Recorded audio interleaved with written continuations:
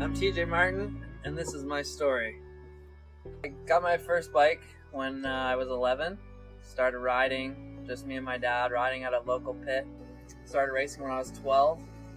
Fast forward a little bit, I turned pro in 2012. 2013 broke my wrist, 14 broke my leg. 15 was like a big year for me. I changed a bunch of things. I was riding for Shore Cycle Yamaha. Justin Wiens has been such a help even to this day. I don't ride for them anymore, but still helps me out with everything. 2015 was a great year. I did some nationals. Me and my dad had set a goal of getting a national number. I went to Deschambault, ended up crashing out of both motos, didn't score any points.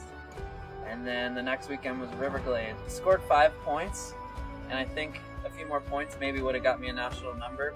But the following weekend, I was racing at Mount Tom, one of our Atlantic Series races, and had a bit of a scary crash. Just came off a jump, really funny. I think I hit a kicker and kicked my back end and ended up sending me over the handlebars. I just remember flying through the air and didn't really know where I was, just knowing I wasn't on my bike, and I hit the ground, and then as soon as I hit the ground, I couldn't feel anything from my waist down. I just remember screaming that I couldn't feel my legs. My dad was there, sick with cancer at the time. He ran right over to me, and I just remember telling him that I couldn't feel my legs, and just seeing such a sad look on his face. And the next few hours was on the track for a long time. Got taken to a small hospital where maybe I shouldn't have went. So we went to New Glasgow, stayed there until pretty late at night when they decided that obviously they weren't doing spinal surgery or anything like that there. So late at night they drove me to Halifax, and turned out I had a burst fracture of my L1, and it was pushing out my spinal cord, which was what was causing the numbness from my waist down. Also broke my arm. The next morning in Halifax, I think 7 a.m., I had surgery to fix my back and my arm. So they put 2 rods, 6 screws in my back, and I got a plate and 6 screws in my arm. It was a really weird time, not really having any answers from any of the doctors with regards to walking again or doing anything again, getting any feeling back. They were really kind of quiet with their answers, and it was just like a time of uncertainty, and it was pretty tough. So after surgery, I still didn't have a lot of sensation or movement in my legs, but this is kind of where the story really begins. A couple days later, they had me up on a walker that I could get my arms on so I could hold myself up, and I had physio people like placing my feet I could pick my foot up, but I couldn't control where it would go, so they had to place my feet for me. And at first it was like I would get up and just walk around my room with them, and then I'd lay back down and I'd be in bed the rest of the day. As the weeks went on, upgraded to a walker that I could walk around a little bit more freely with. So then I started walking down the hall and then back to my room, and then the next day I would try to walk a little bit further. It almost became like a little bit of a competition for me. In the beginning, when I first got hurt at the track, I said I would never touch a dirt bike again. And then in the weeks following, when I was able to start walking with that walker up and down the halls, it became competition, and I needed to go further every day. I started doing laps around the nurse's station, and I'd do 1 lap. The next day I'd try to do 2 laps. I just continued like that. That's when I really started thinking that getting back on my dirt bike was something that I needed to do. I was in the hospital for 3 to 4 weeks, and then they finally got me a bed at the rehab center where they have a gym and everything there to further what I was doing. I upgraded to crutches. It became the same thing at the rehab center. We would do walking tests to just see how far I could go, and each day I would try to beat what I did the day before. We would do some exercises trying to get my muscles to fire, and I had Katie Ferris behind me a lot. She runs KMF Athletic Therapy. Throughout all my injuries, she's always helped me get back to 100%. I remember when I broke my back, she had messaged me and said, as soon as you can come here, we'll get you back on your feet. I think after a month, I kind of surpassed what they could do at the rehab center. So then I got to leave from there. Like, I was allowed to leave, and I started training with Katie just to try to build some strength and do a little bit more intense things. She's super intense, really good at what she does, and there's no being a sissy around her, so it was a really good place for me. So finally I was able to get rid of the crutches. I was able to walk unassisted. The day that I walked unassisted was at the rehab center, and it was a pretty cool day. It wasn't pretty, but we made it happen. And that winter we went to KMF. Katie did a little training group for us, me and Davey Frazier and some other motocross guys, and that's what we did all winter, was tried to train, and I would just try to keep up with those guys. I always wanted to skip out. Davey would never let me skip. I'd say, man, I'm not going, and he's like, no, you're going, and which I really appreciated that, because after training every day I was like, man, I'm really glad I went. I got to spend quite a bit of time with my dad, who was sick with cancer.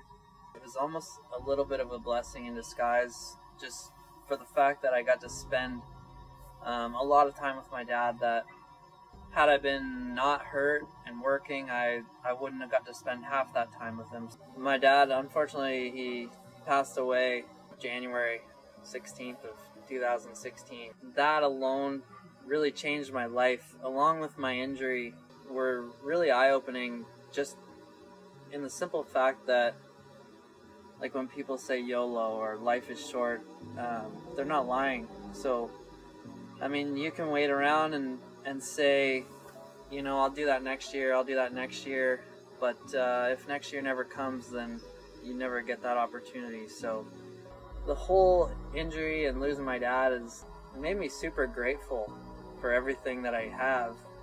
And it's pretty crazy things that you take for granted, that you don't really think you take for granted until something happens. It's pretty crazy how fast life can change. And so fast forward to 2017, I decided that I wanted to go back to racing, just strictly for fun. I didn't really have any goals. So yeah, the start of the year I was a little off the pace, and I couldn't really run with the guys I wanted to, but I was just trying to have fun and get back into it. As the year went on, I started riding better. I started having a little bit of confidence in myself again, and I think it was the third last race of the year. It was at Miller Meadow, which is where I ride a lot. Davey said, why don't you race pro this weekend? And I was like, man, I don't know, I'm not really ready. And he's like, well, like, why not? Why not try and race pro? Like, you're riding good. So I was like, okay, let's do it. And that day actually ended up being really cool, because I got to battle a lot with Liam Weber. And in the last moto of the day, I was able to hold him off. He was all over me for an entire moto, and I was able to hold him off for third. It was just like a real big spark for me, and it just kind of gave me the confidence that maybe this is where I do belong. After that, I finished the year racing pro and plus 25.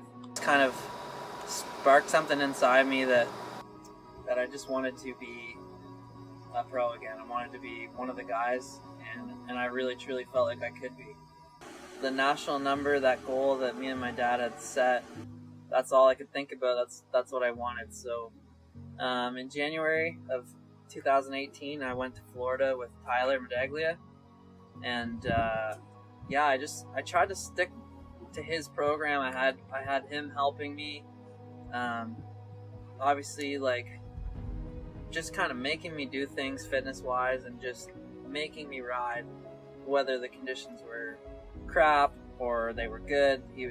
There's no excuses when you ride with him. So it was an awesome experience. That's when I met Jim and Cindy. They're my Florida family.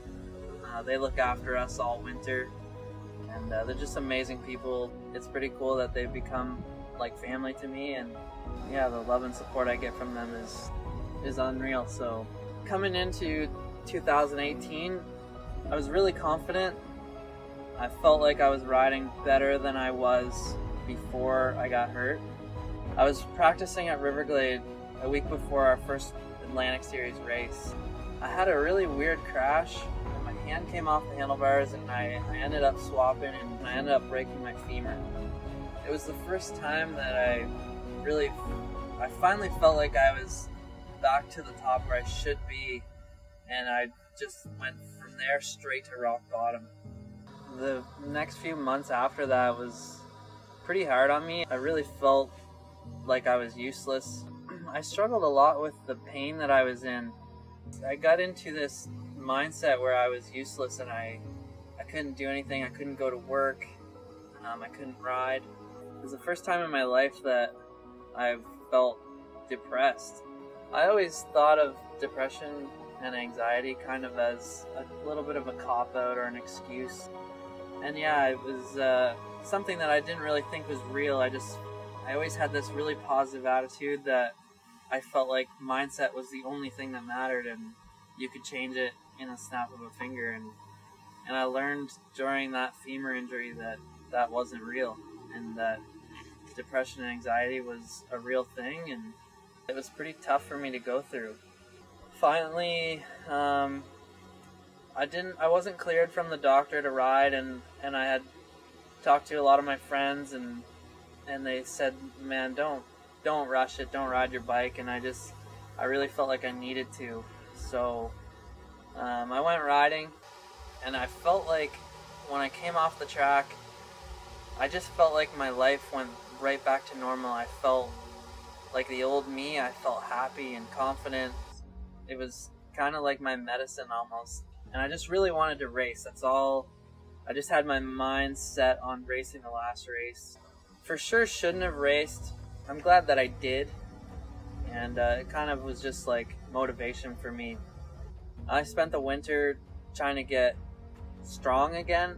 It was really hard to get my femur and my legs strong again after that, just because of I still have a lot of numbness in my legs, and my calf muscles don't fire. My feet are still numb, so it was really hard to build that muscle back. So yeah, for 2019, I decided that I was gonna ride my dirt bike for me and me only.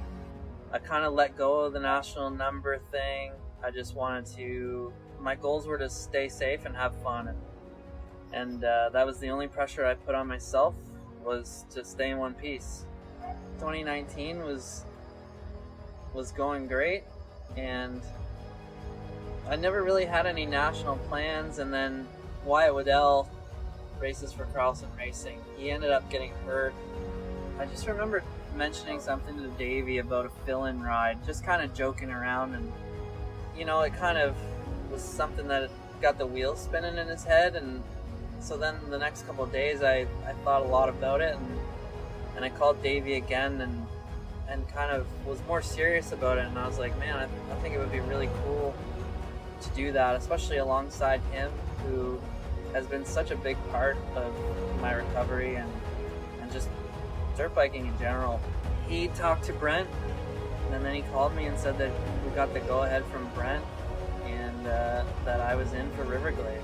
I was gonna do my first national since 2015. That's kind of where I went from there. I got a Husky practice bike, started riding it. It's been a while since I had ridden a 250, but it was so much fun for me to just do something new and have have something to sort of work towards.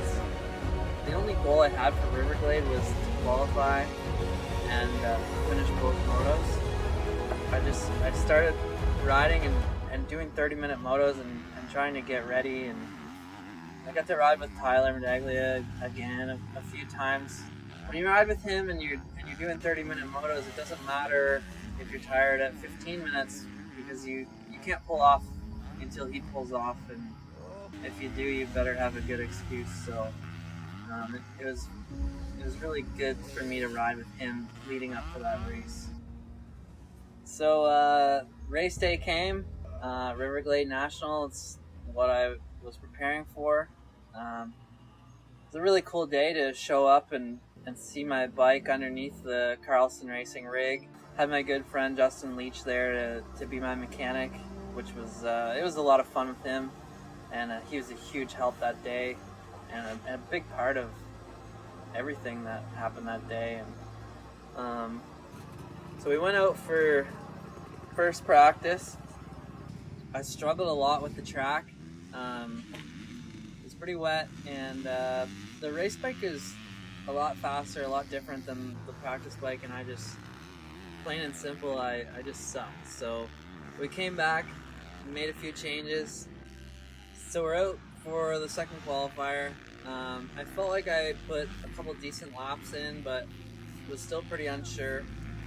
And I go over to Leach, and he's got 17th on the pit board, which I knew there was 24 in the first group, and we started doing some math, and that's going to put me 41st.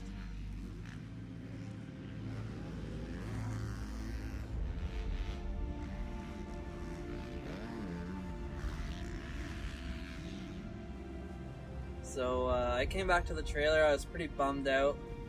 I really thought my day was over, that I was going to qualify 41st.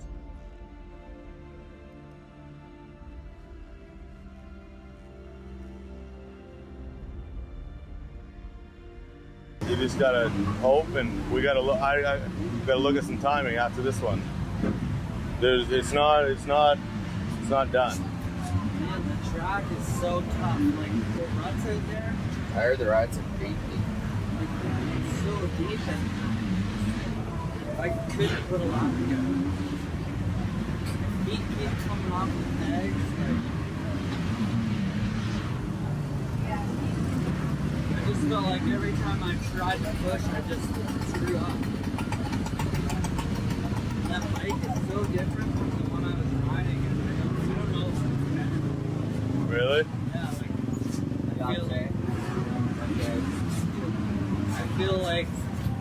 I feel like I need that softer spring on the rear. It just wasn't your bike. Yeah, like shifting was so much different. I don't know. I just couldn't put a lap together. So we ended up going over to the board to see the final times, and Jim was going over there. It was awesome that he was at the race, and he was a little bit ahead of me, and I just remember him turning around and yelling that we were in.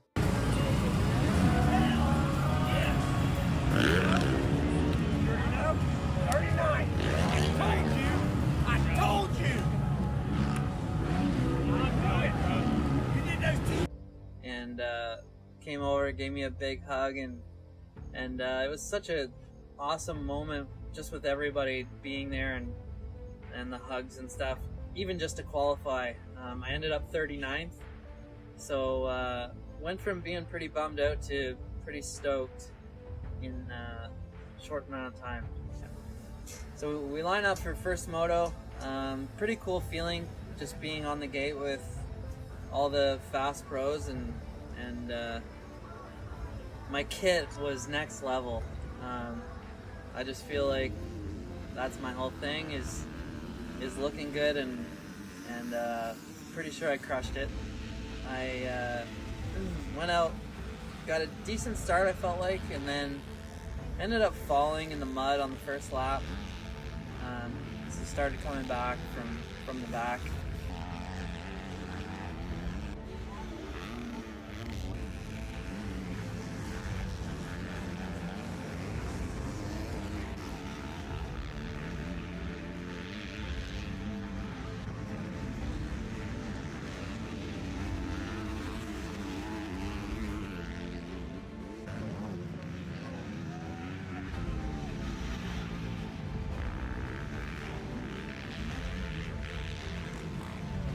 didn't have an awesome moto, but I finished the moto, and that's what I set out to do. And I just remember coming off the track, and everybody's so pumped for me, and I was pumped.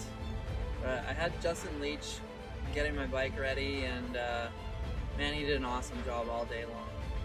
And it was really cool in between motos, signing autographs and just giving posters to the kids, and that was a really cool thing for me, something that realistically I thought would never be a thing for me. So we line up for Moto 2, still just kind of on cloud 9, getting to ride that Carlson Racing bike. That thing is amazing.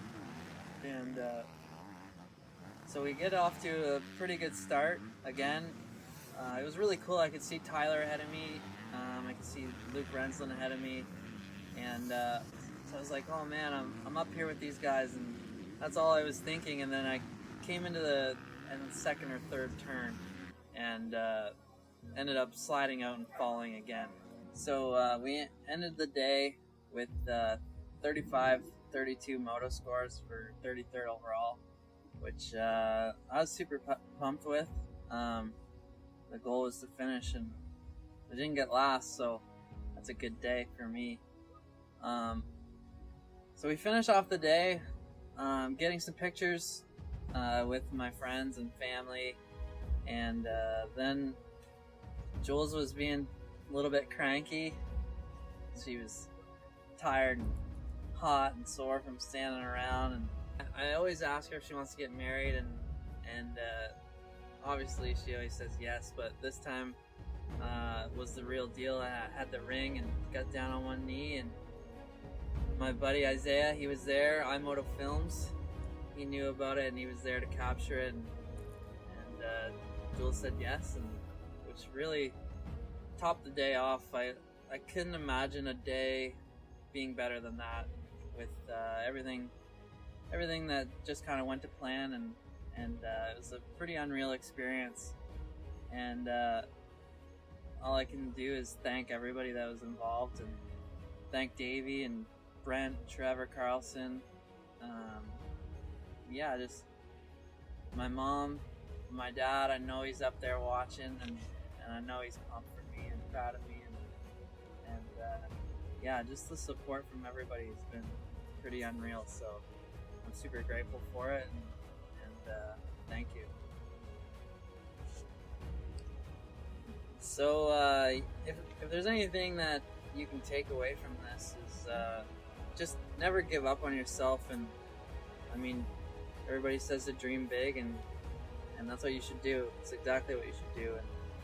And chase your dreams. Don't quit. Work as hard as you can, and good things come. And surround yourself with good people, and just live life to the fullest. Do what you want when you can do it. Don't worry about, saving money is important, but you can't take money with you when you go, so life's about having fun and spending time with people you love, and just enjoying every minute of it. So thanks, guys. This one's for you, Dad.